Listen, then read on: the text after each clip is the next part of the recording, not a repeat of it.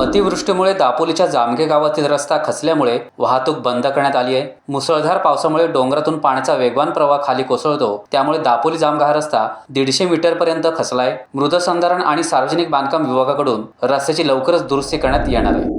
रत्नागिरीच्या हरचेरी जिल्हा परिषद गटात विभाग प्रमुख महेंद्र झापडेकर यांच्या पुढाकाराने विद्यार्थ्यांना शालोपयोगी वस्तूंचे वाटप करण्यात आले। यावेळी ठाकरे गटाचे तालुका प्रमुख बंड्या साळवी, उपतालुका प्रमुख शेखर घोसाळे, माजी सभापती देवयानी झापडेकर आदी मान्यवर उपस्थित होते।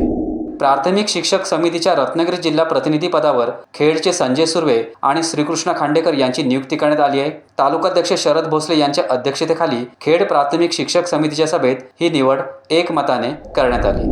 रत्नागिरीतील गणेश मित्र मंडळाच्या बेलबागच्या कार्यकर्त्यांनी महिन्यातील एक रविवार निसर्गासाठी देण्याचा उपक्रम सुरू केलाय। या उपक्रमाचा एक भाग म्हणून या कार्यकर्त्यांनी भगवती किल्ल्यावर वृक्षारोपण केले। या उपक्रमात किशोर मोरे, संदीप मोरे, शेखर कोतवडेकर, संदीप पोमेंडकर, युवराज शेटे, अमोल मजगावकर, ओंकार शेटे, तेजस पावसकर, निखिल पावसकर, सोहम मोरे, राजवीर माझगावकर, आनंद शितोळे, नागेश जागुष्टे, सचिन कोतवडेकर आदी उत्साही कार्यकर्ते आनंदाने सहभागी झाले होते। या उपक्रमाचे सर्वत्र कौतुक होते।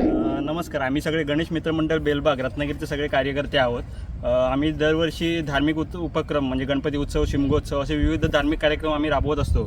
यावर्षी आम्ही असा विचार केला की पर्यावरणाच्या दृष्टीने काहीतरी वेगळा उपक्रम राबवावा, जेणेकरून ग्लोबल वॉर्मिंग वगैरे या गोष्टींसाठी आमच्याकडून थोडाफार हातभार लागेल। म्हणून यावर्षीपासून आम्ही एक रविवार, महिन्यातला एक रविवार एक निसर्गासाठी द्यायचा म्हणून अशी आम्ही सुरुवात करायचा प्रयत्न केला आहे आता।